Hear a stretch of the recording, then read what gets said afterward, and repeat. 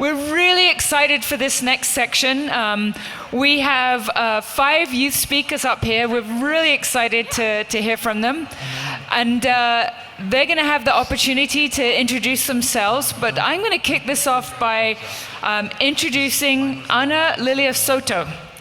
Ana Lilia, who goes by she, her, Ella, is the Youth Development Manager at the Stanford Center for the Youth Mental Health and Well-Being within Stanford's Department of Psychiatry and Behavioral Sciences. Ana Lilia Soto's commitment to community voice, agency, and youth development has guided her involvement with youth and community for the last 23 years. She specializes in cultural rites of passage, programming, and life skills development for youth.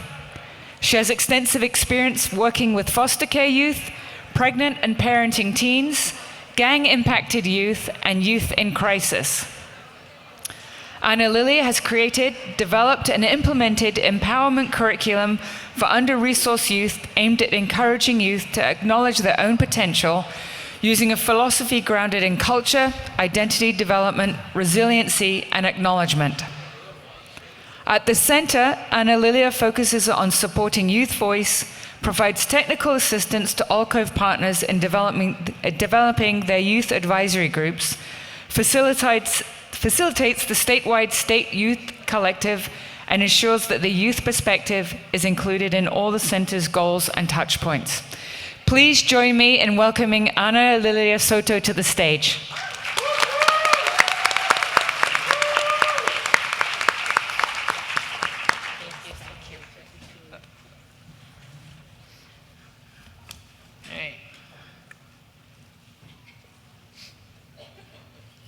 Sorry, let me just set up a timer because I have a mic.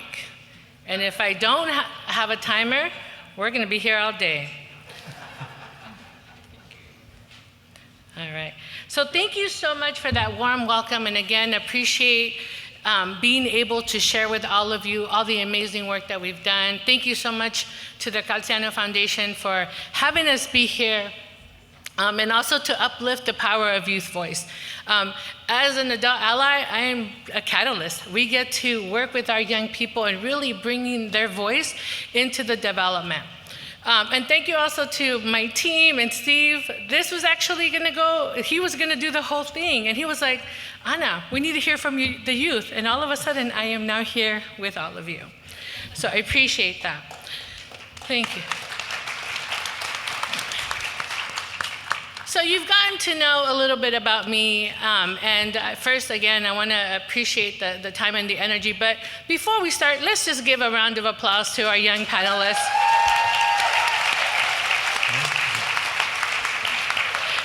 It takes a lot of energy and time and bravery to be in these spaces, to be able to share of your story and how it guides the work that we do. And without their support and involvement, we wouldn't be able to do all of the work that we're doing, from Alcove to all of the center initiatives to the local work that is being done here. All right, so this is going to be a little different panel. Normally, we do slides, we do panel, and there you go. This is going to be a little bit more interactive from your part as well as theirs. And so before we get started, we want to know your story.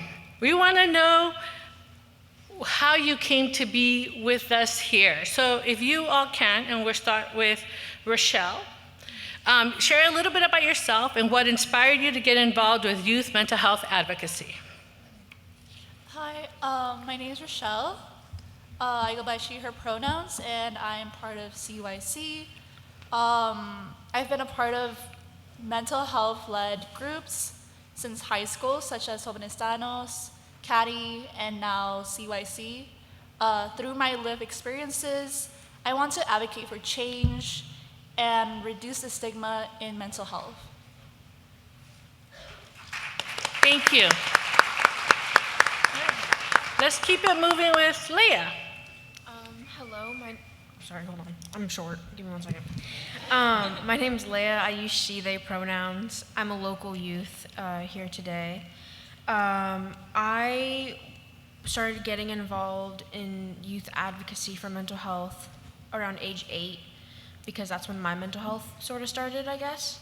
I also got involved after seeing and witnessing firsthand the effects of the Trump administration, and noticing how that affected marginalized communities in a very negative way. And so I've done a lot of helping in kind of like small communities, like my friends and stuff, for advocating for their voices. Awesome, thank you.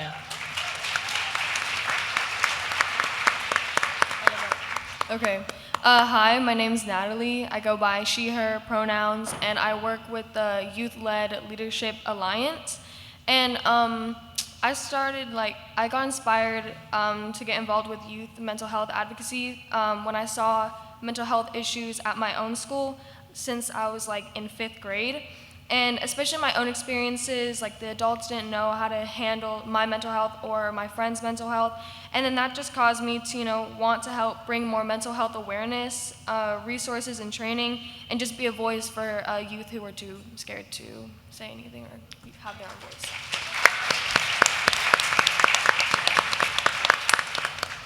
Hello, everybody. My name is Gabriel, and I'm so fortunate to be here. I go by he, him pronouns, and I've been a part of my mental health community since my sophomore year in high school, been in organizations with United Way and Jóvenes Sanos, and I've been doing studies in Santa Cruz County, and I'm just very passionate, and I'm just excited to be here and just to motivate people to realize how important mental health is. Thank you. I also want to take the time to bring in one of your adult allies here in Santa Cruz with the County Office of Education, who, when we were thinking about who would be the youth representing your community, as well as some of the awesome work that we're doing at Cove, Andres stepped in. And from that moment, he's come to every session that we've had with the youth to not only develop the presentation that we're doing today, but also to engage. And we were like, you know what? Let's bring Andres on the panel. Andres, if you'd like to introduce yourself. Thank you, everyone. Excuse me. My name is Andres Ortiz. I'm a Student Leadership and Engagement Coordinator at the Santa Cruz County Office of Education. So I coordinate all of our student leadership programs that mainly target high school and middle school students. And I'm just really happy to be here on this stage with these amazing students, and am really passionate about this work because I have, when I was a student, experienced firsthand how having supportive adults and programs in your life as a student makes such a huge difference in your development into your future. So I'm just really honored to be here. Thank you all. All right, thank you.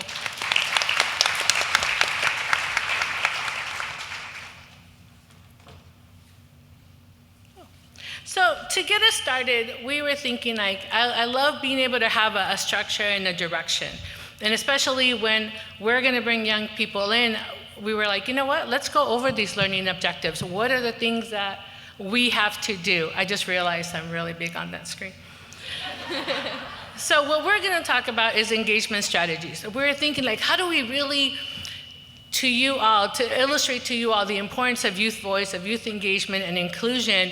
And when we were talking about it, you have some really amazing youth experts and an adult ally expert who are going to be able to provide those insights. So my role today is really just to support the structure, as well as to, when we were talking, there was 3 things that we kept talking about, and I wanted to just share those with you today. When we talk about engagement, we talk about structure. Today you're going to learn about how we developed not only our alcove principles of youth engagement, but as well as tips to develop your own for your own organizations, or even your own method of work when you are engaging directly with young people. We also talked about transparent decision-making and what that really is. It's not just about hearing feedback, it's how are we implementing it? And so we will be sharing some of those best practices. And lastly, throughout the whole presentation, we're going to uplift just the importance of youth voice. So you'll hear it throughout everything, but we're also going to talk a little bit about lived experience and how do we honor that? How do we honor young people with their own stories, with their own backgrounds, with their own complex realities in doing the work that we do? Because what we know is that the stories are what bring young people to the services. Being able to engage and connect is what really grounds the work that we're doing within ALCO, within Good for Media, within all of our center services. And so that's basically what we're going to be able to do today through the amazing work of our young folks here. We're going to do a little interactive exercise. This is linked to a word cloud. And what I would like for all of you in the audience to do, go to that little QR code there. And we're asking all of you, what is one word that describes youth engagement? So it should open up. I love being able to see all the phones. Good use of them. All right. Were people able to find it? Please support each other. We got some different ages and experiences with QR codes and online surveys and technology. Dave, are we seeing that people, if you can start showing the word cloud, please? So we're going to give you a moment to see. Go to the next one. There you go. Nice. And keep on coming. I think I saw 160. You've all done my work for me. We can end the presentation at this point. So just quickly, being able to ask our audience, and thank you all for sharing, because it feels like there's this connection, and let's just highlight some of these words. So one word that describes youth engagement, and the really cool thing about word clouds, if you've never utilized them before, is that if if different people are putting the same word, that word grows. And so it's really amazing to be able to see. So let's highlight some of those words. We have connection, necessary. We're talking about empowerment, collaboration, belonging, curiosity, innovation, exciting. Connection seems to be the one. So thank you for that, because you're really uplifting the best practice of when we talk about youth engagement, we're talking about building a connection. We're talking about being able to go with true experiences that lead to real movement and change.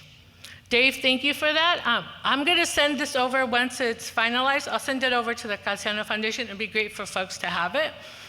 If we can go back to the deck, please. Awesome, gracias. All right. Now that we've learned a little bit about how you all are defining youth engagement, let's go to our next slide. So when we're talking about youth development and connection, I just wanted to uplift, we're talking about an evidence-based approach. When we are thinking about how we're including young people, what it's asking for us to do is to develop safe and supportive environments with meaningful and equitable connection and interaction. We're talking about true leadership development, where it's not perfunctory or tokenized. We are asking for an opportunity to really engage in skill building and ownership. We're having this conversation about what youth engagement means, and this is kind of the summary of what they shared. And that is, for youth serving organizations or for folks that are involved in these roles, it provides a direct link to you in terms of community insight, trends, needs, and challenges. And more importantly, it provides an insight to the solutions that exist. So now we've been able to hear and see visually what you all defined as youth engagement. I want to give our panelists an opportunity to define youth engagement. So let's go to our next question. All right, my folks. So as young people and adult ally in this space, how would you define youth engagement and inclusion? Let's start with Gabriel. Gabriel, why don't you share a little bit about how you would define it? I would probably define it, if I'm doing one word, passion. It takes people to want to improve a community, takes a lot of passion, takes a lot of grit. But I'd say when people are motivated within their community, when they see their adult allies that are trying to push them to do better, that's how people include others, that's how people motivate others, and that's how peers just start making other peers, other youth also want to change the community. All right. Why don't we go to Leia? How would you define youth engagement and inclusion? If I were to use one word, I would say needed. We need to be engaged and empowered and included in all of our aspects of our mental health, of our treatment, of our interventions. It's just something, because we're living through it firsthand, so I think our voices are needed. Awesome, thank you so much. That was amazing in terms of the passion and needed. Let's hear from Natalie. Natalie, how would you define it? One word would be representation. I think that, being put into like leadership opportunities and where we can like voice our opinions and provide a new perspective to, other adults, I think is like very important. Especially because you guys get insight on like how we view things and our concerns on the mental health crisis right now in our society. Beautiful, thank you for uplifting representation. Rochelle, why don't we hear from you? I would say partnership, where you collaborate in an environment, in an inviting space to express their ideas as well as their concerns, so that each voice is heard. I've experienced this, especially in my CYC meetings, where we provide feedback about certain aspects that we want to enhance in alcove centers to make it more of a safe space. Awesome, thank you. I did not pay Ms. Rochelle to talk about CYC. All right, let's also hear one of the important things about what we're doing, and thank you for the laughter, I appreciate it, helps me out. One of the things that, again, in terms of being an adult ally and creating these spaces, it's a very intentional effort and time. And so I would love to have Andres also answer that question. As an adult ally, how would you define youth engagement and inclusion? I'm gonna have to steal from the word cloud. Like, connection is really what it's about. Establishing a connection with youth among each other, that goes across geological locations, that goes across cultural identities, so that they can begin to understand each other and work with each other, but also connecting them with the community around them, so that they can get familiar with the people that are in their community intergenerationally, and also connecting them with the issues that affect that community. And when you have youth that are engaged on that level, I think we're making an investment in all of our futures, because ultimately they're the ones that are going to lead the next generation of our society. So. Awesome, thank you very much. In uplifting the work about engagement and inclusion, I just wanted to include a little bit of the work that we're doing with our local youth advisory groups. And so each alcove center, and as part of our model integrity, each center has to have its own local youth advisory group made up of young people 16 to 25 that represent a diverse intersectional lens of that community. And really it's through that participation in the collaborative design, the consultation, the idea generation, the perspectives of young people that really is what we try to thread. All of those diverse experiences threaded into Alcove's DNA.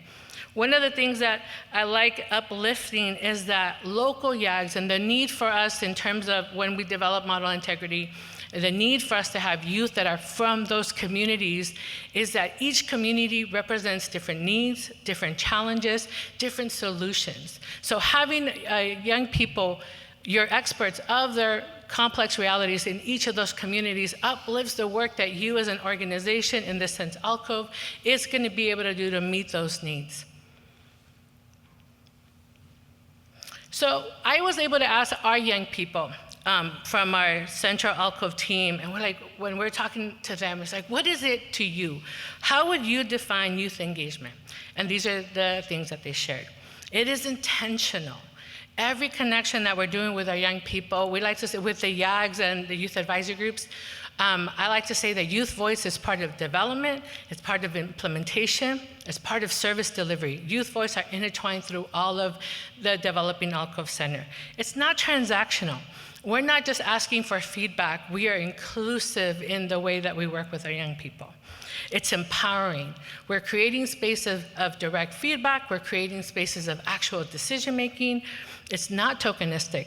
It's not about checking off a box, making sure that we're meeting quotas or that we're meeting, did you talk to the young people about this flyer? It's really intentional. It's transparent decision-making process. And I've had to change it. I used to have shared. And I know for my clinical folks, shared decision-making takes us to another level. So now, transparent decision-making process. And what that means, again, highlighting the true effort involved in bringing young people to the table. It means context, it means content, it means providing enough or all of the information needed in order to make decisions that are really gonna support and facilitate direction, and those feedbacks become really tangible. It's not decisions guided by adults without direct youth involvement. A lot of the times, as someone who's been working with youth, we all have the very best intentions, and we think, oh, this is how it's gonna go. We know youth are gonna like this. With direct youth engagement, we're saying, let's take a step back and really ask our young people what it is that we need to do to meet whatever demand we're trying to meet. It's inclusive with youth involved at the very beginning, and that's essential. One, it's a time saver. If you're trying to develop any kind of youth program, event, connection, having them involved in the beginning, being able to provide the feedback really allows for you to have this direction from the gate, from the starting point, versus involving them at the end, or youth being brought on to simply approve a project. And this gets done with, hey guys, we had an idea, what do you think of this? And when an adult ally in the position of power says, we have an idea, what do you think of this? It kind of opens up a space where youth kind of feel that they have to say yes. So involving them in the beginning and has them being able to tell you, you know what, Anna, you're an awesome adult ally, but no, let's do this. And that is actually one of the true things that I really like about our YAGs, that once the ownership is there, then we understand that they're able to push back, they're able to change, shift, and they're able to provide the direction. And lastly, again, I've been emphasizing, youth engagement is with youth at the forefront. In the beginning, it's not for youth as an afterthought. So I wanted to highlight some of our engagement principles that we developed, that we were co-developed with our young people.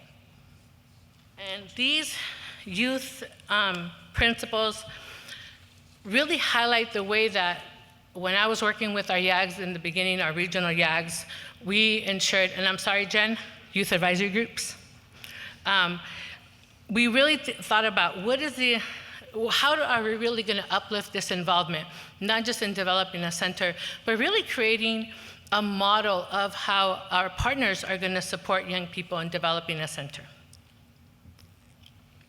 So the first three principles that you see, youth involvement, youth expertise, youth direction, talk about the intentionality of youth involvement and engagement. What that is we are inviting young people, again, at the forefront, and we're lauding their experience as something that's gonna consult and provide direction with the work that we're doing. Youth expertise, I love saying and sharing with folks that are trying to do this work, youth are experts in their own complex realities. That means they're the best to be able to guide directions when it's coming to young people and the needs that they see in the community, and again, the solutions. So we're regarding that feedback as expert feedback, and that is a fundamental principle that we infuse in all of our youth engagement. Youth direction talks about being able to, again, bring the young people in. There's leadership projects that they are able to develop to meet some of those needs along with their adult allies in the space. The other three principles, learning, leadership, collaboration, that talks about the dual accountability that we have as adult allies in providing these spaces where our young people are gonna be able to thrive, where young people are gonna be able to really feel that what they're doing, the feedback that they're giving, the outreach that they're doing is really guiding the direction of their centers, or again, your organizations. And true engagement is transparent decision-making. That again involves that youth are not just providing feedback, we're creating spaces for those decisions to be actionable. We're creating spaces where youth voice and feedback is aligned in the same level with adult ally feedback. It's also aligned with organizational structures of movement. So then that means that that is a true compromise. So when there's decisions that are affecting young people, youth are part of those conversations. So this brings me to my next question. In terms of Youth voice. Ay, Dios mío.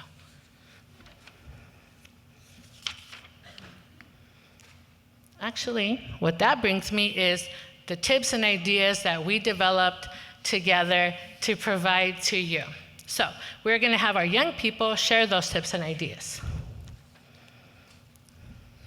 Alrighty, so the first bullet point you can see is co-developing principles, that structure of youth engagement and inclusion.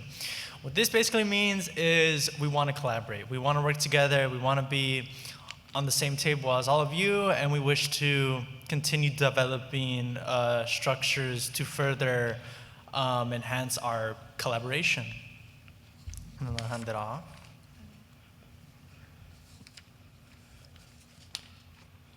The next bullet point is buy from leadership. Leadership staff model, how youth will be included. All levels of leadership are being intentional and creating opportunities for youth to interact with leadership. This is essential, especially when establishing advocacy for youth and hearing youth voice. Some ways to do this is by establishing a set of rules with youth where it makes the environment more comfortable for them and allows them to be more engaged in conversations. And it allows for networking with adult allies. Our next one is developing the lens, guiding the feedback process, making sure that it is direct and creates targeted feedback that can be implemented.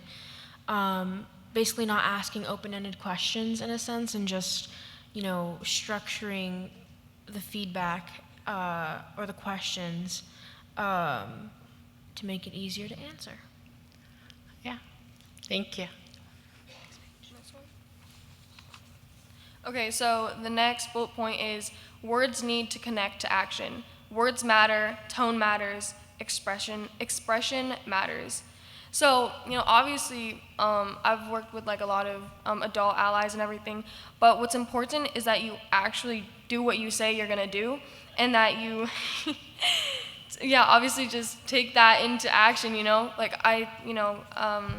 voice my concerns and I voice my opinions because I want to be heard, and that should be through action. So. The next one is learning to listen actively to youth, and this is a really important one for me. It basically means active listening, which entails showing, physical signs that you're listening, having your full attention, being fully present in the moment as an adult. As adults, we have lots of distractions, right? We have lots of devices that pull us from the moment, but being there. I think the other thing too is letting go of adult priorities, or letting go of things that we think need to get done, right? Being truly open in a conversation and truly open to collaboration. And then it also goes with being transparent, These are the possibilities of what can actually happen. This is how I can help. Active listening. Awesome, thank you. All right, and the last practice that we want to really just uplift is introduce leadership opportunities to young people. This involves creating spaces for young people to be actively engaged with your leadership. It includes creating networks for them to be able to connect. It includes the opportunity to trust leadership development, and that means engagement and connection to know where are we going with this feedback, where is the movement, and being able to assert and share what that movement is in all transparency.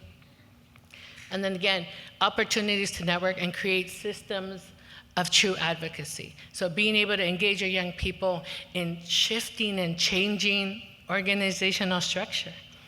All right, so with that, thank you so much for sharing those best practices. We want to get a little deeper in terms of how you view youth voice and how your feedback is utilized. So this is a two-part question. Feel free to answer which part kind of speaks to you. When it comes to youth voice, how important is it to know how your feedback is utilized? Let's start with Gabriel. I'd say it's extremely important. It builds trust. Trust is what guides conversation within youth, what gives passion within youth, and just being able to see even when their feedback doesn't get all the way, we want to see the fails, because there will be fails. I wish it all succeeded. We want to see when it succeeds, and we want to see the process, because seeing where our feedback goes allows us to give more input and maybe help you, pass that law or pass the decree within your organization.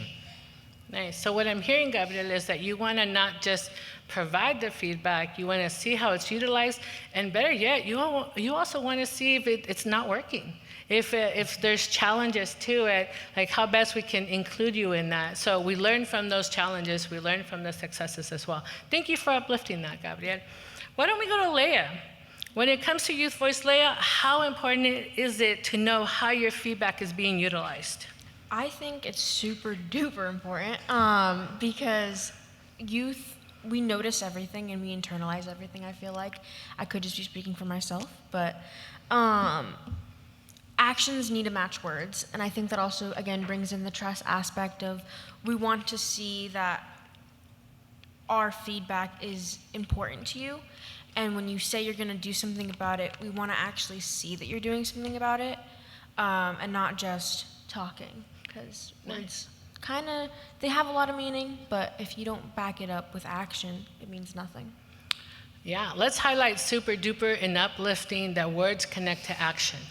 And also being able to say that when we provide feedback or when youth are providing feedback, to be able to know where it's going to go. I wanted to uplift that question. When we were discussing this, we were going back and forth these two questions. In terms of how important is it to know how your feedback is utilized? And the other one was, how do you want to see your feedback utilized? And so I'm going to start off with Natalie with that question. How do you want to see your feedback utilized? How I want to see my feedback utilized, I just want it to have like a lasting impact, like I've said before, I really want to be a voice for the teens who don't want to reach out or don't want to say anything. And I think that had to want them to be able to share, I want to have sorry guys, I actually, No need to apologize when you're coming from the heart. Sometimes those words, you want to be able to say them out, but take your time. No, yeah, I think that the main thing is that I just really want my feedback to make a lasting impact and take those precautious steps to improving the mental health crisis in our society, and that, at some point, just be a representative, basically. Awesome. So we're uplifting representation and lasting impact. One of the really cool things that I get to tell our young people with the youth advisory groups is that I have worked at different centers. I've worked in different nonprofits. I've worked with different organizations. I've never built a center before. And so being able to impart that to my young people, they are building centers, and a lot of people don't have the opportunity to say that they're doing that. Second, you have young people here who have been providing feedback since they were 8 years old, 15 years old, and we're talking about a lifelong ability to engage and to connect. So let's just uplift that and applause. Thank you. So we got one more person that I would love to hear from. How do you want to see your feedback utilized? Go for it, Rochelle. I agree with Natalie. I would also say that I would like to have our feedback implemented in schools and mental health resources, as well as centers, and for our feedback to be involved in discussions, especially when regarding the future, since we want to create prosperity for future generations to be able to access support. For instance, outcome centers, they're very important, especially for children and youth to be able to confide and be able to be comfortable in a safe space and environment. And hopefully it can also leave a lasting impact for not only mental health, but for any types of health. All right, thank you so much for uplifting that as well. Being, again, those lasting efforts and the needed services that are needed now. The next thing we're going to do with all of you is we're going to do a little stretch break. We love in Alcove, we call it a moment of pause. But I'm going to ask you a question, and very much how Vicki engaged you, I want to know how your voice and the abilities that you have presently in working with young people. So, by a show of hands, in your present role, have you had the opportunity to work intentionally with young people? Let's start with development events. Raise those hands. All right, cool. You don't count, Steve. You do. All right. By a show of hands, intentionally working with young people and developing programs. Services. You totally count. Thank you, Maggie. How many of you worked intentionally with young people in developing design, like how the look and feel of your places are going to look like? All right, here's a little harder question. How many of you intentionally have been able to work with young people in developing policies and procedures? All right, I love that we're seeing hands here. All right, and the last one, that data is one of the key things in any kind of movement, whether it's Alcove, whether it's our services. They're linked to how things are being utilized, but they're also linked to sustainability. This is the numbers that we share with our partners saying this endeavor, this movement matters. How many of you have had the opportunity to work intentionally with young people? And feel free to, switch hands. In data and evaluation. Yeah, we see some really good hands. So thank you, and I appreciate you all sharing a little bit about the work that we're doing. One day when we're doing these kind of presentations, I want to see all hands raised. I want to see all hands raised in data. I want to see all hands raised in policies and procedures. I want to see all hands raised in programs and services. The thing about what we try to do is really engage young people in all levels. So again, with youth at the forefront, really guides. So thank you all for participating with us. Hiring. I'm going to get to that, Steve. Thank you very much. I got you. So now that we've had a little bit about what youth engagement is, and we've defined it, and we've talked some really amazing principles from our young people, I want to step a little bit into decision making. And so decision-making really is an integral core component of any agency or organization that is really working to uplift youth engagement. It talks about young people as thought partners, as developers in all touch points versus just participatory consumers. We're uplifting, again, the feedback as expert feedback. We are thinking about, in those feedback sessions, they should be through this organizational lens, focus on context, parameters, and information. I want to talk a little bit about the focusing on the development lens. With Alcove, one of the really great things about working with young people is that we have dreamers. We have young people that bring hope. We have young people that want to change the world. When we are working in true decision-making, we need to learn how to funnel that down. And I say that because if I asked you, if I had all the money in the world, what do we want to do with youth mental health? We're going to get some amazing feedback. We're going to get centers. We're going to get places open 24/7. We're going to get all this great feedback. But because we don't have all the money in the world, are we going to be able to do all that? We won't. And so being able to go through that lens and provide the structure and the direction to ask the questions for feedback is what really is going to gain feedback that's actionable, as well as feedback that is going to create ownership. Because now what we've created is a space where the feedback that we're talking about, so with Alcove, they know we're mild and moderate. They know that it's for youth 12 to 25. They know the 6 core components. They know that their voice brings in our service providers to provide the other needs. It's all done through that lens. So not only as an organization are we meeting model integrity, but we're also seeing what we're doing with youth voice guiding how that gets to look like. And again, active feedback and all of those decisions are a collaborative effort. This is the slide that Steve was talking about. So whenever I do presentations, people want to know, how do we involve young people? How do we make sure that they're going to stay around? This is really complex ideas. We're talking about real systemic direction that we're looking for? And my response is ask them. Ask them and follow through with that feedback. So these are some of the opportunities that with Alcove, and last night I kept thinking about all the things that are missing from this list. And so with Alcove, being able to invite them, we talked a little bit about the fun stuff that happens with decision making, the design, the name, the furniture. I love picking out the furniture, it was great. The paint job, the murals that are gonna happen, all of that is beautiful. But we also talked about location scouting. And that doesn't just mean let's find a space. That means, is this place safe? Does this place have transportation that a young person can get to? At Alcove, we provide services for young people as young as 12. Back in the day when I was 12, I was all over the public transportation. But now there's different situations and there's different spaces where I'm thinking, am I gonna let my 12-year-old nephew ride the bus to this place? So we asked them, where are those locations that we have to be mindful of? What are the things that need to look, how does the center need to look like to make sure that it's not just safe to access, but it's safe to get to? We're talking about the design, the flow. With hiring of staff, our youth advisors were able to develop interview questions for all of the folks that are working at our centers.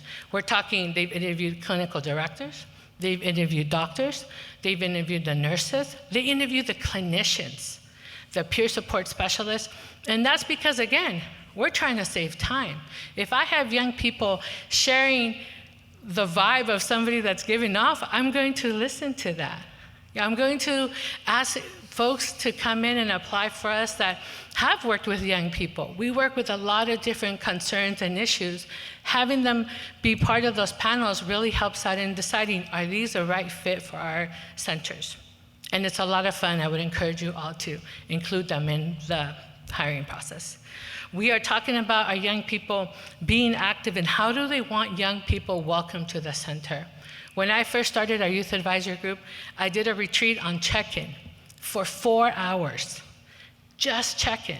And it was, here's some scenarios. These are the different lived experiences that we've been thinking about. How does this person deserve to be greeted? How do I need to approach a young person that might be a young mom? How do I need to approach a young person that their parent brought them and they don't want to be there? How do I greet a young person that learned about us and has been thinking some really unsafe thoughts? And all of that is part of our check-in process, and our young people got to decide, this is what we want to see. And again, developing those best practices. We talk about policies and procedures. How do we make sure that our center is meeting the needs? It is inclusive. They're part of the cultural safety development. They're part of the clinical interventions and descriptions of what a brief intervention is. They're part of our evaluation and data systems. One of the really awesome things that I've learned more about with Data Cove is that it's an aim to meet a demand that our young people said, I don't want to repeat my story 10 times. I want to be able to come in. I want to be able to tell somebody, thank you for the snaps, Jen. I want to be able to come in. I want to tell my story, and I don't want to tell it to this clinician, and then this supported education specialist, and this peer support specialist. So being able to have young people be part of those conversations in, what are the assessments that we're going to ask? How are we framing them? What are the consents that people need in order to participate in Alcove? And so, again, I ask those questions. All you got to do is ask, and they will definitely answer. Moving on, the fun stuff, right? Marketing, development, the social media, making sure every flyer, every post, everything that we have in our centers, it's youth-friendly, it's accessible, and it really speaks to the work that we're trying to do. They are your line into outreach and recruitment, so working with them, through them, to be able to say, who's missing from these tables in terms of our youth advisory groups, in order to say and acknowledge that in different communities, there's different stigmas. And so being able to have those young people share, these are the stigmas that exist. How do we bring Alcove to them? Right? So it's not about being a referral site and only people coming to us. How do we as an organization meet youth, meet community, meet family where they're at? They're part of the curriculum development. Our young people have been amazing in providing presentations from Alcove 101 to self-care to mental health advocacy. They're the ones that are going out and normalizing these really important conversations to just be able to talk about it. They're part of your community engagement. Those feedback sessions are going to really illustrate the trends in the community.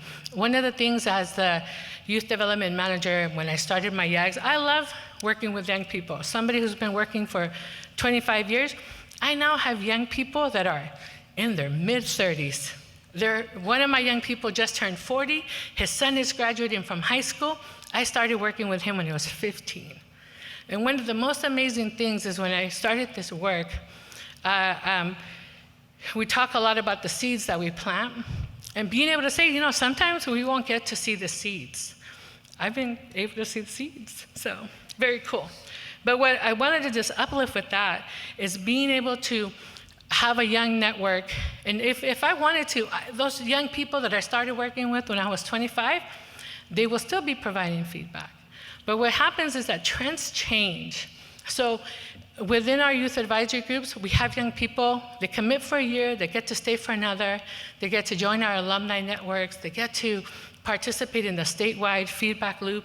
But the constant stream, youth culture changes as much as ethnic culture isn't static, as much as gender is fluid, as much as everything needs movement. So constantly being able to bring in young people, what that really does, it spreads that love of leadership, of organization, of involvement to all the levels.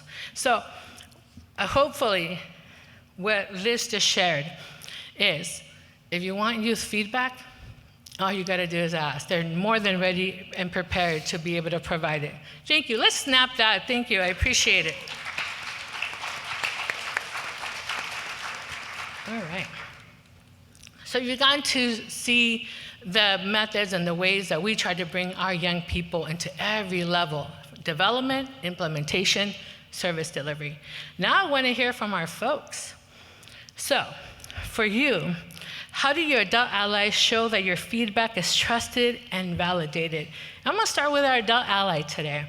If you can start with that question, Andres, how do adult allies, how do you show that youth feedback is trusted and validated? Well, in my work, it starts with that active listening piece that we talked about earlier.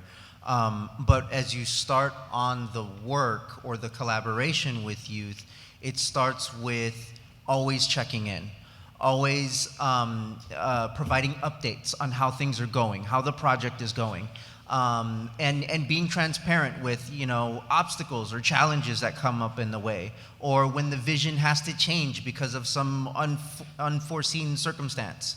And then the other part that comes with it is accountability, right? Owning up to when things don't work out, and not being afraid to let them know, to be transparent, right? That's a part of it.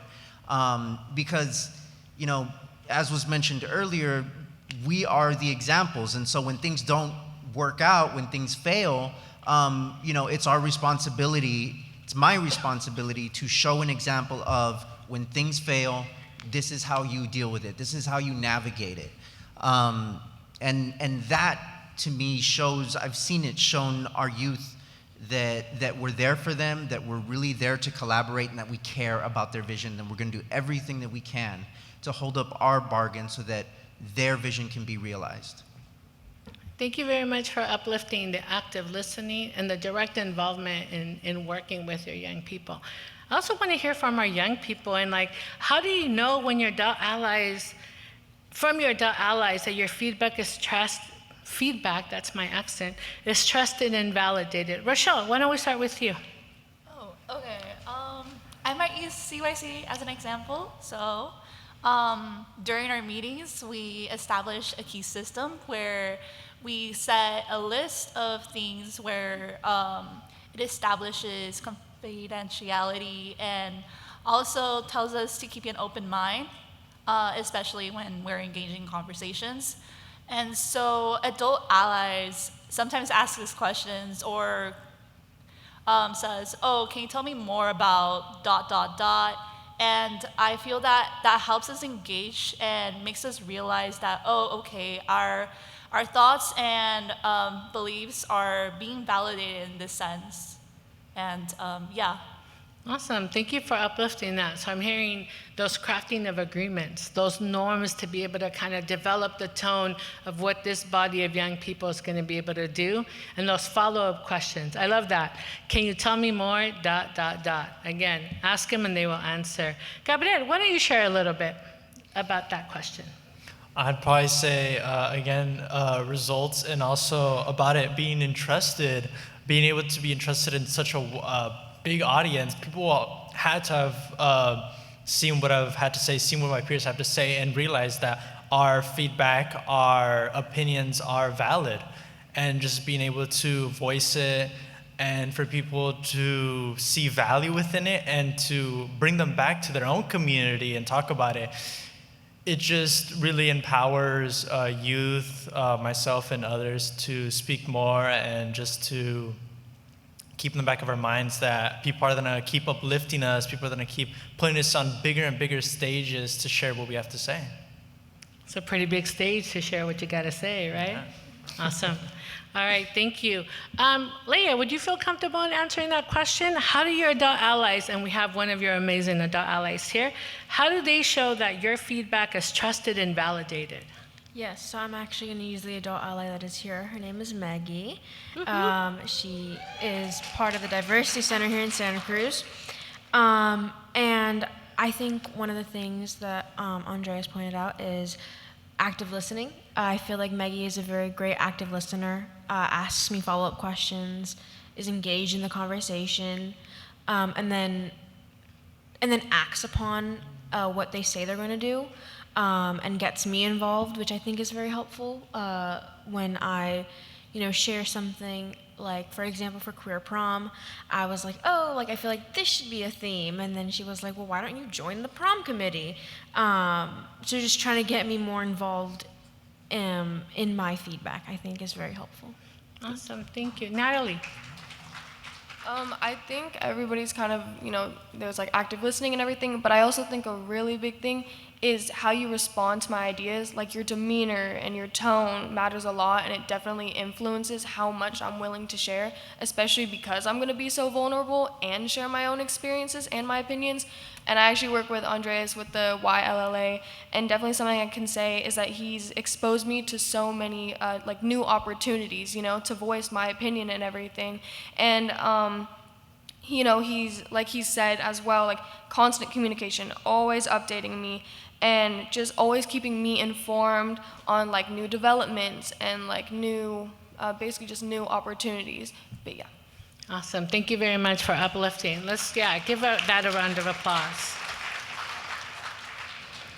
And I think, a lot of the things that you all mentioned today really just highlight when it goes from feedback and opinions to action, right? That word matters, that tone matters. And I want to uplift, Natalie, something that you just shared.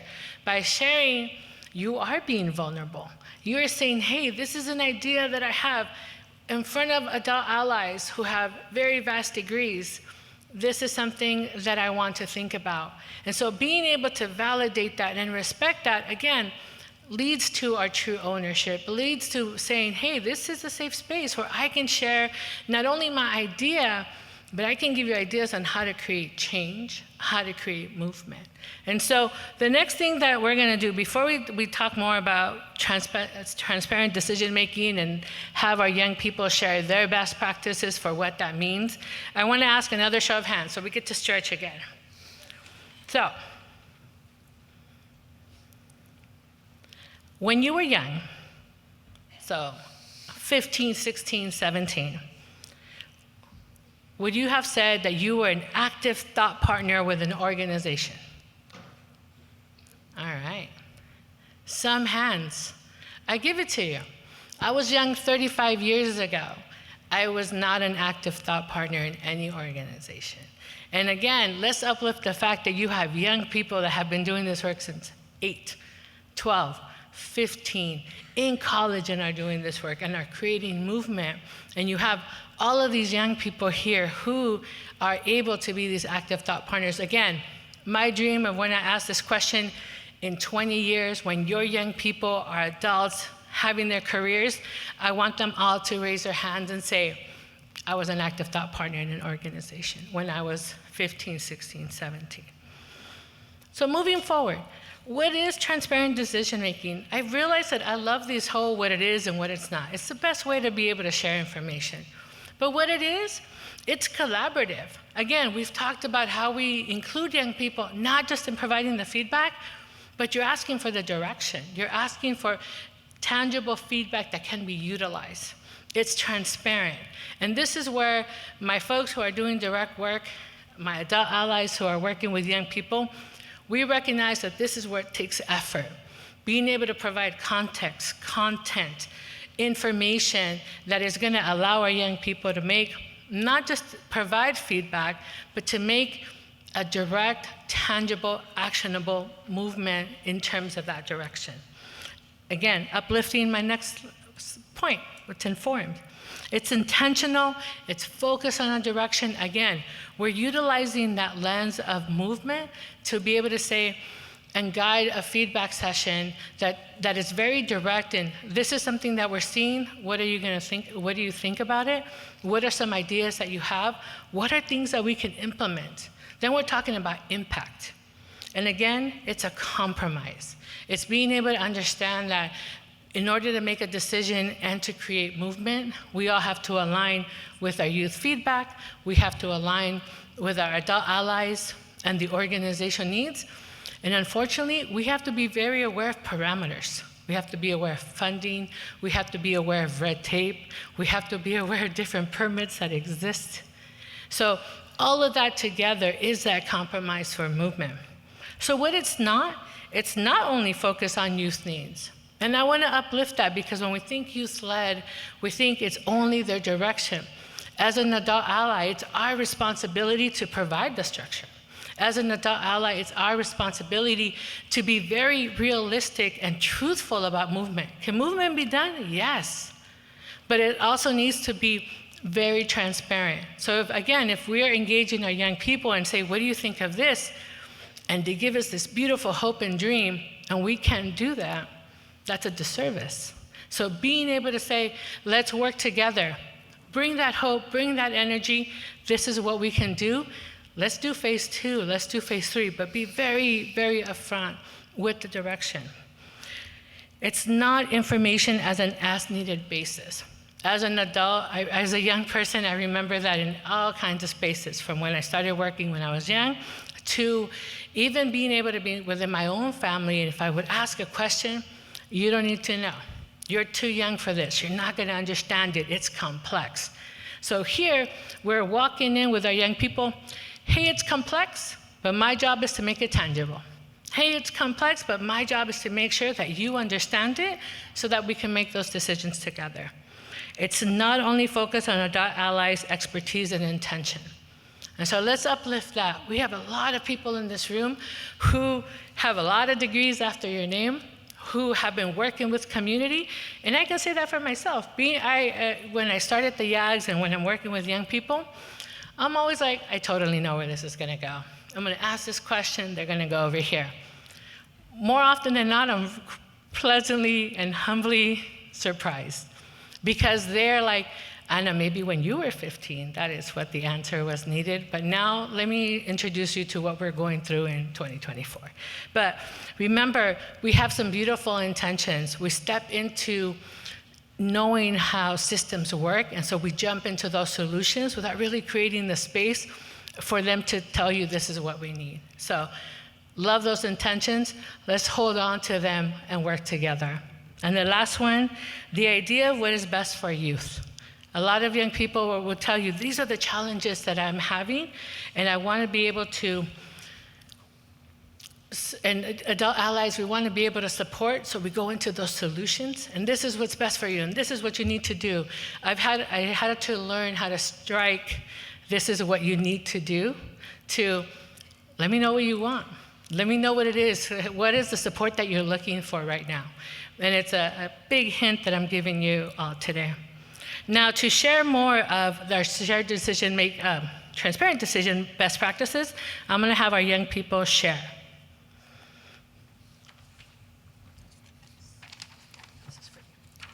Thank you. Okay. So, Let's start with Leia and Natalie first, and then we get back to you. And you know what? I love the enthusiasm.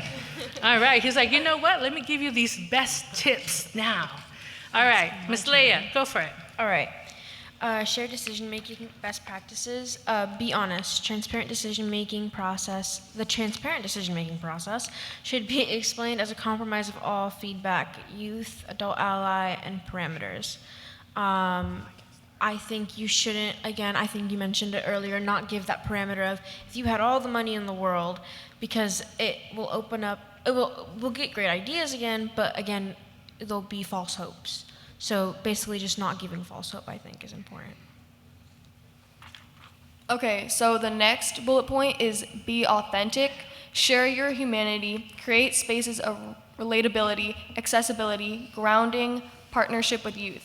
So I think a really big thing is to build a connection with whoever you're working with. I think that a lot of adult allies, the whole point to get to the goal, in helping youth, but it's also important to build a relationship and a friendship with that person with the youth, because that also builds a lot of trust. So, obviously reaching those goals, but also building a connection and really having a personal bond with youth as well. Being transparent when asking for feedback, provide as much context as possible to guide conversations with relevant information. Again, going back to the not giving unrealistic or false hopes. Keep the hopes tangible. Be transparent of what we can and can't do due to certain parameters like laws and policies that we currently have in place. I think that's an important thing. Next bullet point is be empowering. Engage youth in complex ideas, support youth voice and agency, remind them that their lived experience makes them experts in sharing their ideas and providing solutions and direction. So of course with being empathetic, everybody, when you share your own personal experience, be empowering, it's just motivating them to have a voice and to use their experiences and their suffering as almost motivation, and use it to their advantage to make a change in their society and what they want to be seen in the world. And last for us, is being empathetic, be conscious of youth role, provide the structure, provide the partnership. I think being empathetic is something that a lot more people need in this world. But it just basically means put yourself in their shoes. Go back to when you were 15, 16, 17, and kind of what you would have wanted or what you would have needed, or not even going back to when you were younger, but going back to when you were feeling a similar feeling as what they are feeling, when you were depressed, when you were anxious, and giving empathy to them and helping them. Thank you very much. For our next set of best practice decision-making principles, let's bring on Gabriel and Rochelle.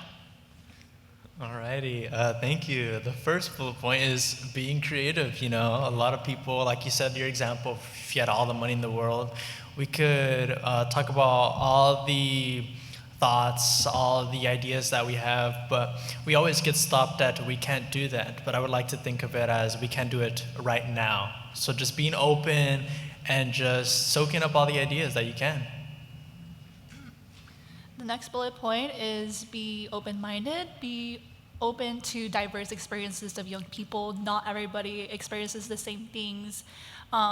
There could be, people that are affected by certain systems, such as the lack of education. And so we have to be open-minded about that, and we also have to be open to feedback and ideas from youth. Next is be accountable. We understand that maybe not everything will succeed, maybe not everything will go our way, but just being open about that and just saying it straight up. It didn't work this time. Do you guys have any idea to improve it? Here's the groundwork, here's the path that we're now taking. Just showing the options, being accountable, and just owning your work. Because our work, I think what Anna once said is, it's heart work. Heart work is heart work. Heart work. Sorry. All right, the next bullet point is be a catalyst. Create ownership and understanding of program models, ideas, and direction. Ensure that they see themselves being involved in these creations, these developments, and implementations, such as the Alco Center, in which it involved youth to incorporate different aspects, such as, the architectural design and everything. I feel that that does engage youth with adult allies very well. Awesome. Thank you very much, all of you, for sharing those really amazing best practices. So up to this point, we've talked about youth engagement principles and hopefully that those best practices support in how you include young people in your organizations. We've talked about decision making. We've talked about true engagement and what that means. One of the goals that your panelists here shared when we first started this conversation is that they wanted to share with you what are the true real needs of what's going on in their local community as well as in Santa Clara County. And so our next question is going to step into that. Not only are we going to ask about, we've talked about youth voice, and like I mentioned before, youth voice is laid through it all. But when it comes to youth mental health, why does it matter? And what are the significant needs that you're seeing in your community? So I'm going to start this question with Leah. So, why does youth voice and mental health matter? And in your experience, what are the significant needs in your community? And you know what? Define community however you want it. Okay. I think youth voice in mental health matters tremendously because we are the ones living through it firsthand. We're the ones experiencing it, and we're the ones reaching out for help most of the time, or some of the time. And so I feel like to listen to us is important, and our voices are important in our treatment goals, in our lives, and in our interventions and stuff like that. And something that I think needs help in my community is two things actually. LGBTQ plus safety needs to be improved. I'm gonna get a little, well, not heavy. I mean, we're all here. Take it. Trans suicide rates have gone up tremendously since the election, and that is very scary. And I think that's something that needs to be addressed. As well as recently in Watsonville, we need a lot of gang intervention, I feel like. There's been a lot of gang violence locally in Watsonville, if you guys don't know. There has been gang violence, specifically shootings, every day in the last week. And that's very scary, and it causes a lot of anxiety for kids. So I think our voice matters when it comes to how we can help prevent these things. Thank you very much for uplifting that. Let's go to Natalie. Natalie, for you, why does youth voice in mental health matter? And in your experience, what are the significant needs of your community? Youth voice in mental health matters a lot because, mental health issues are very common among youth, and also, like we've learned today, mental health issues starts around the age of 14, and even for me, I started at a very young age and everything. And I think there's just a really big stigma around mental health, and a lot of teenagers or youth don't want to reach out because they're afraid of being judged or being shamed. And also there's also cultural and religious beliefs as well. And for me, when I was answering this question originally, it was I'm part of different communities, you know what I mean?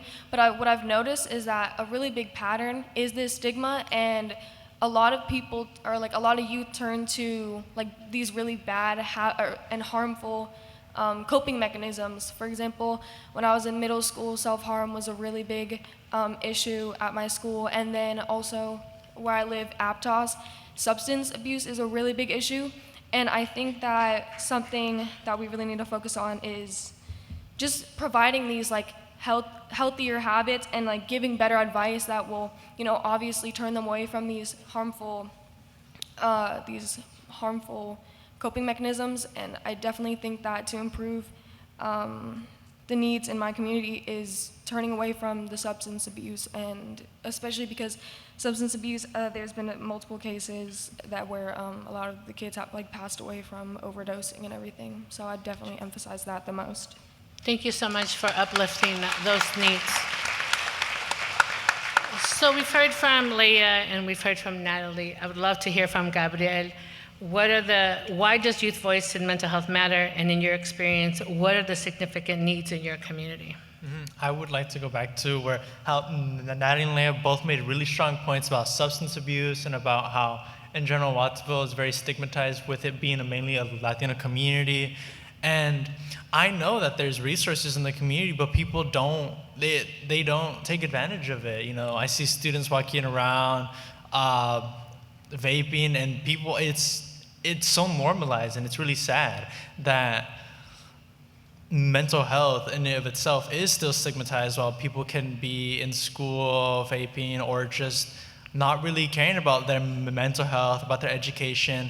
And it's so important to voice youth mental health so people realize the importance of it, so people can see the resources within the community, because these are for the youth, these are for, you know, me, these are for my peers, these are for the students within the schools, and they should be taken advantage of.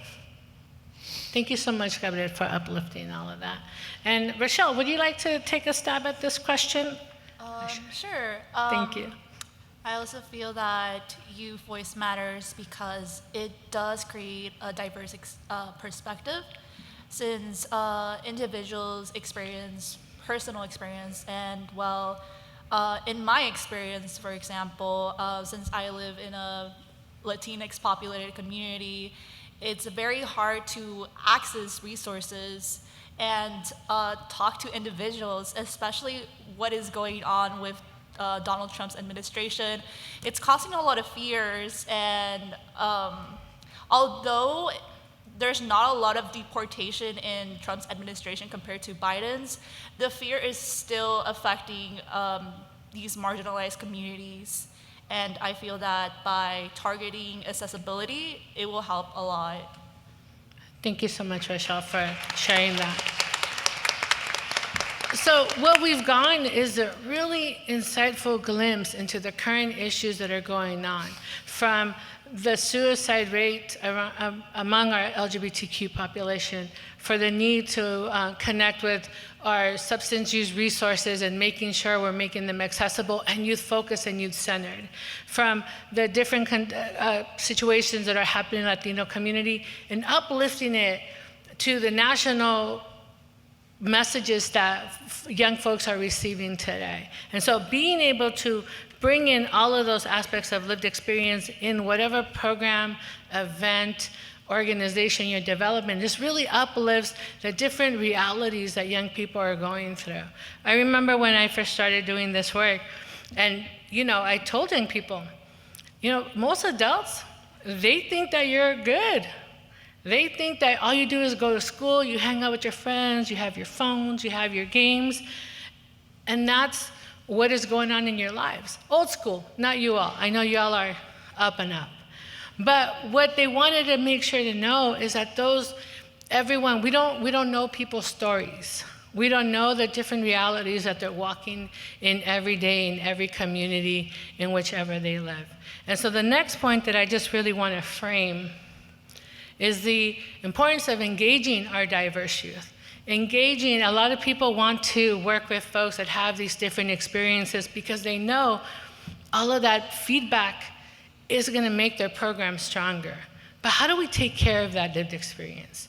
How do we make sure that when we're working with young people, we're honoring those spaces? And the first is really the intentional way that we are outreaching for young people. Intentionality is key. It talks about the kind of outreach with you, the organizations that we're working with. It talks about the time needed to structure an agenda. And every time I have a program or a meeting with my young people, I want to say that I want them to leave that hour and a half that they had with me. That was time well spent. It was where I felt seen, validated, heard. And I'm hoping all of us are in that space. We want to hire staff that understand your local community. We want to hire staff that have had similar experiences.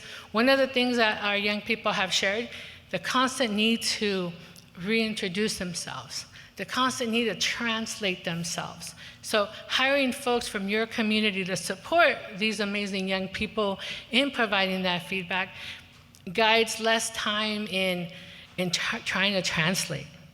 We want to make sure effort is focused and engaged. I want to uplift compensation. Being able to, again, you are having young people who are providing expert feedback that is going to ensure that your services are being utilized, that is going to ensure that your services are reaching the communities that it needs to be reached. The time, the energy, the feedback should be compensated.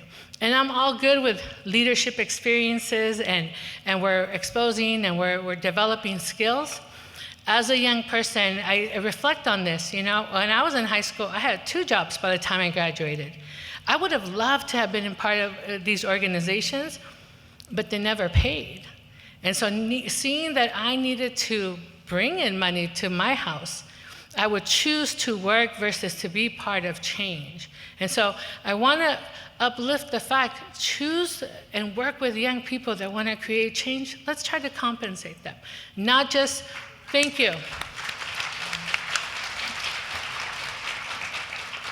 The next 2 spaces that I just really want to step into in terms of validating our young people, thank you very much, is the capacity.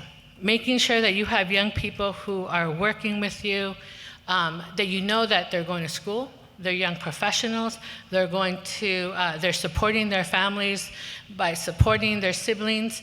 Ensure that you know what their capacity is. The one thing that I would always tell my young people is working in mental health should not give you stress or anxiety when you're working with us. Work with your young people to make sure that they know that they can have other commitments, but that they're still committed to the work that they're trying to do with you.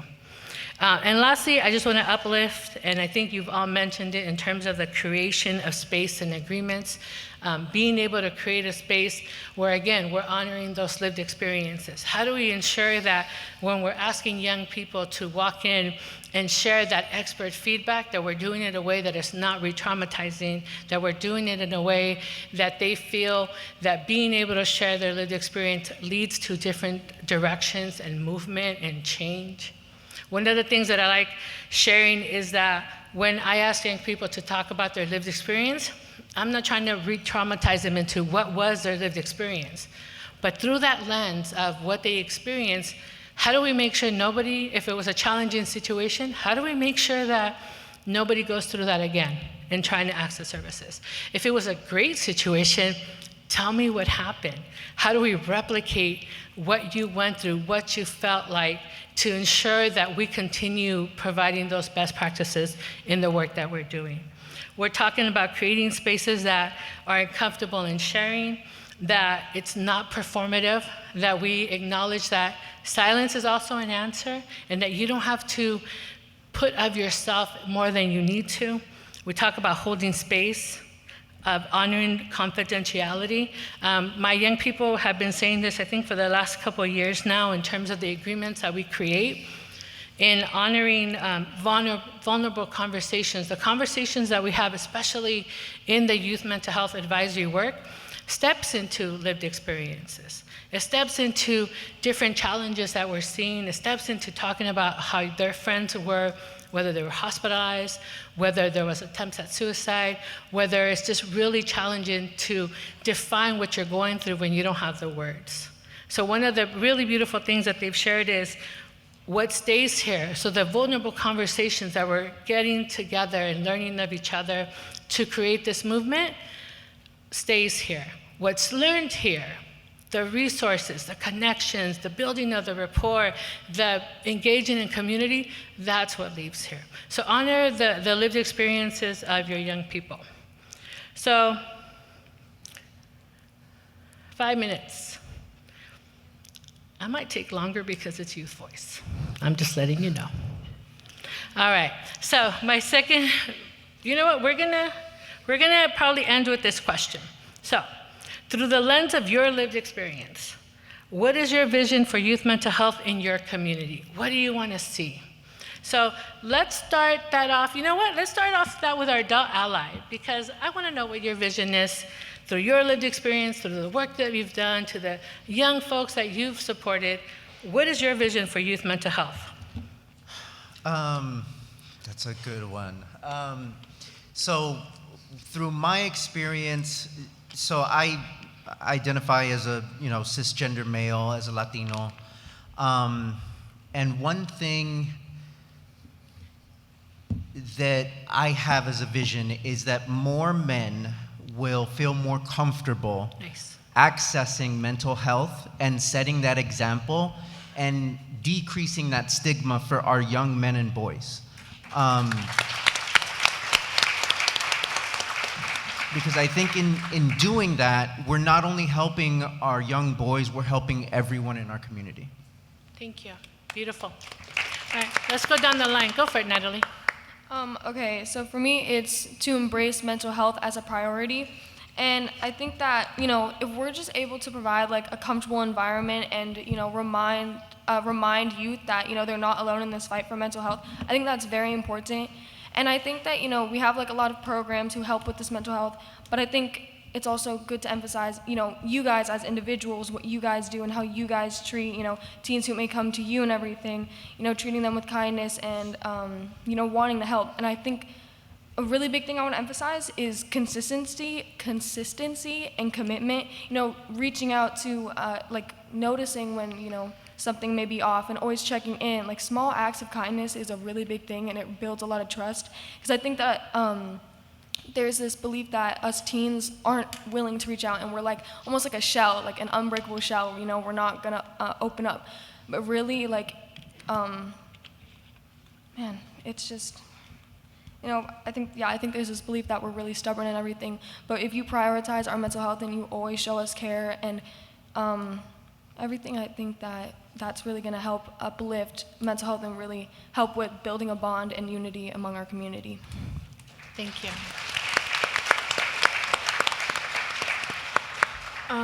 For me, I think I would love to make it so mental health isn't a taboo topic.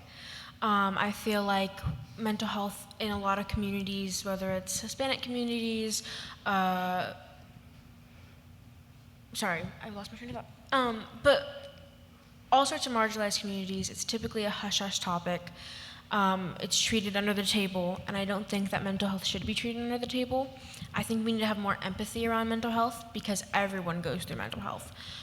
Every single person in this room at some point has probably felt stressed, has probably felt depressed, has probably felt anxious, and maybe even have other mental health disorders or conditions. And it's just important to have empathy because we all go through it at one point in our life.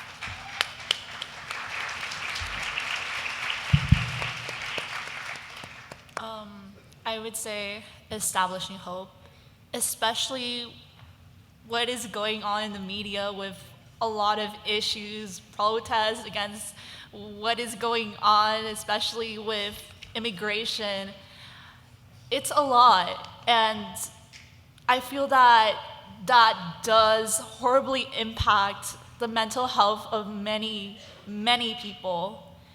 And I also wanted to acknowledge an event that I had experienced myself, where my marginalized community was impacted because of neglect.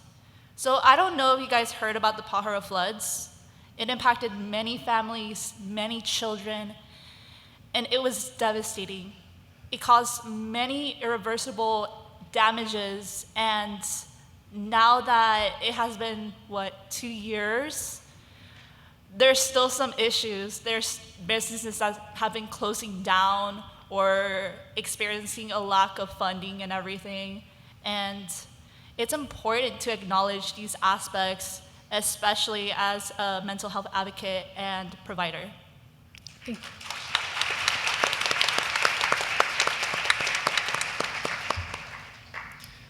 Yeah, I think going back to opening up these conversations because I enjoy talking with all of you and enjoy talking about mental health, but I wish we could bring this closed environment and bring it out into the open, bring it out into the sunlight and just talk about it, saying where somebody's visiting the doctor because they have a cold, why can't somebody visit a clinician because they have a mental disorder? Why can't we just have that normalized? And another big thing is also just trust as well, because people don't tend to talk about their mental problems because they don't want to be vulnerable. They don't want to show, their flaws. So having trust built into everything that we do just really enables people to speak freely, enables people to speak their mind and speak their ideas.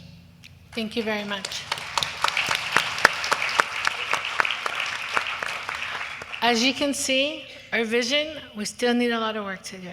But I'm going to leave you with these parting words. And thank you for uplifting the needs from males involved with mental health care, because we know that they don't access, from youth involvement to our supporting our LGBTQ communities, to normalizing stigma, to thinking about the actual things, environmental things that are going on in our communities and people feeling displaced. There's still so much work that we need to do, but I would like to leave you with this, and Gabriel used my line. Hard work is hard work. And so I'm hoping that you all will be stepping in and being able to include your young people in all of the different many facets that you're working with. And I just wanted to uplift a couple things. You're uplifting youth voice beyond the traditional ways of working with young people. Embrace it, honor it, follow it up. They will lead you to the needs, the challenges that need to be dealt with, as well as the solutions, and they will be partners with you in this work. Work with instead of for. This work is a collaboration, dual learning opportunities for both your staff who are working with folks and as a staff, and for your young people. Build that partnership. Lived experience is expert feedback. Again, value that, honor that, compensate that, be able to realize that their experiences are going to make your services stronger. They're going to make folks utilize those services, because I think Gabriel mentioned it. One of you mentioned it, where their services and people aren't going to them. Their feedback is going to make sure that your services are accessed. Trust. We heard about trust from Gabriel as well. Trust is about following up and following through. Those words matters, the action matters, the tone matters, the expression matters. All is about building community rapport, because once we have that trust, we talked about it in our setup meetings, very easily gained, very, very easily lost, very challenging to gain back. Again, that's why we filter. It's why we ask questions that provide direct feedback that we can move. Be intentional about youth voice, vision, and inclusion. And the last thing that I'm going to say is, when we're talking about systemic change and organizational change, we're used to structures.